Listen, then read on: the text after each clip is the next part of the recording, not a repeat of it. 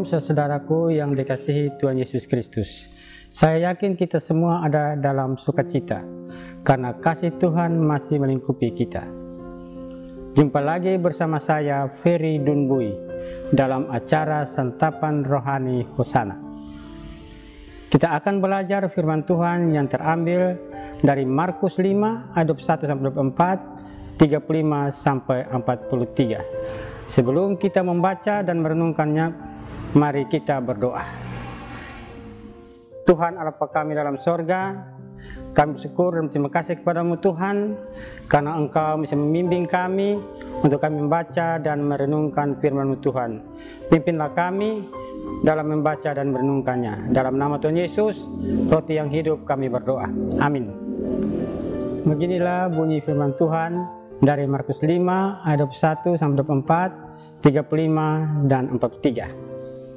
Sesudah Yesus menyeberang lagi dengan perahu, orang banyak berbondong-bondong datang lalu mengurumuni dia sedang ia berada di tepi danau.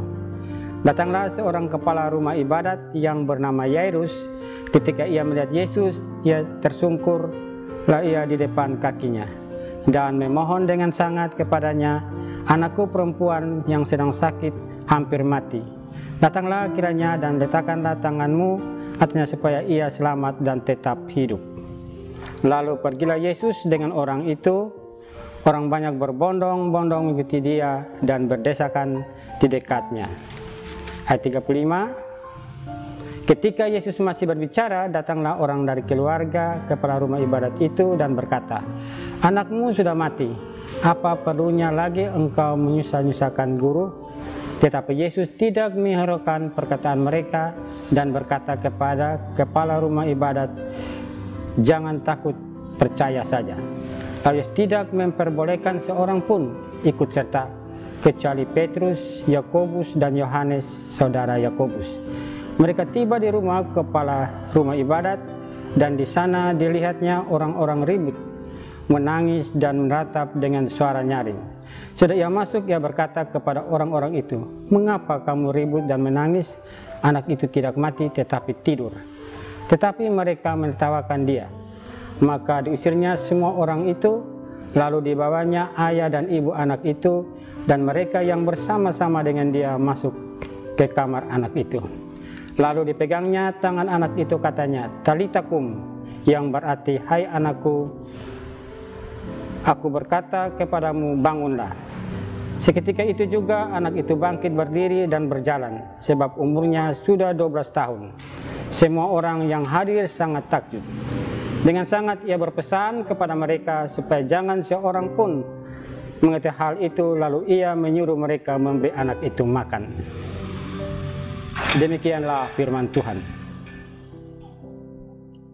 Bapak Mama yang saya kasihi dalam Kristus, tema renungan saat ini adalah menjaga hati dan pikiran.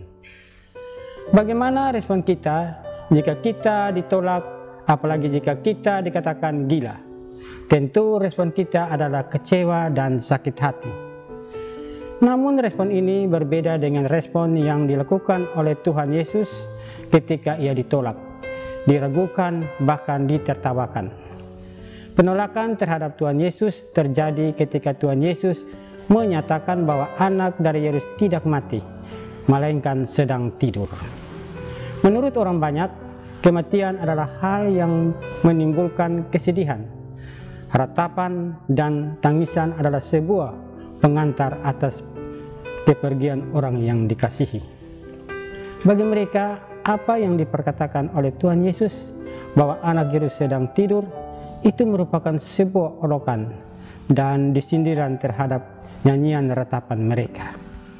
Padahal apa yang dikatakan oleh Tuhan Yesus adalah sebuah dorongan supaya mereka bisa melihat perbuatan dan kuasa Allah.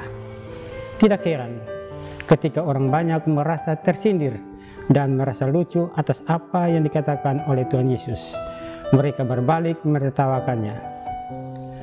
Lalu apa respon Tuhan Yesus ketika orang banyak menertawakannya?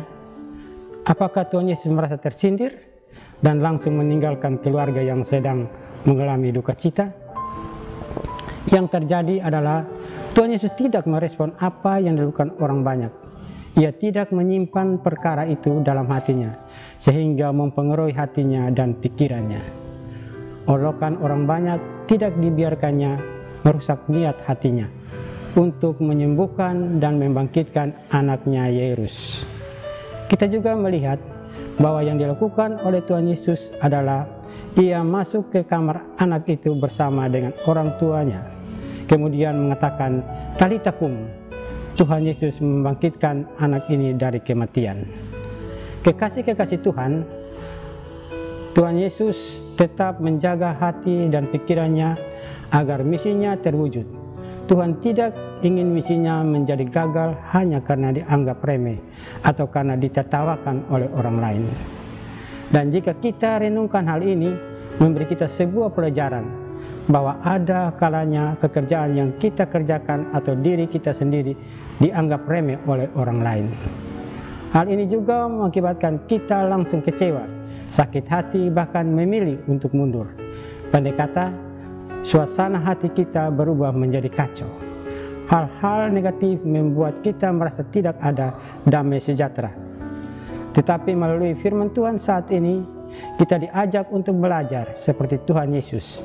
Kita menghadapi banyak tantangan yang mempersulit kita untuk maju melaksanakan bagian kita.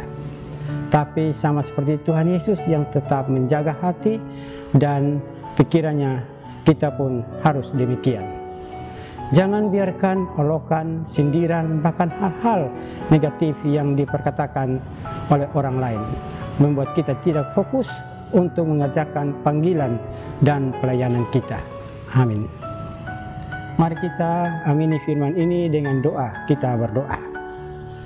Tuhan Allah Bapa kami dalam sorga, kami syukur dan terima kasih atas firman yang telah Engkau perdengarkan kepada kami. Biar firman ini terpancar di dalam hati batin kami semua dan menjadi berkat bagi orang yang mendengar dan bagi kami yang memberitakan. Di dalam nama Tuhan Yesus, roti yang hidup, kami berdoa pada Bapa di sorga. Amin. Kekasih-kekasih Tuhan, demikianlah santapan rohani Hosana saat ini. Semoga berkat firman Tuhan menguatkan iman kita. Sampai jumpa lagi dalam kesempatan berikutnya. Tuhan Yesus memberkati kita semua. Shalom.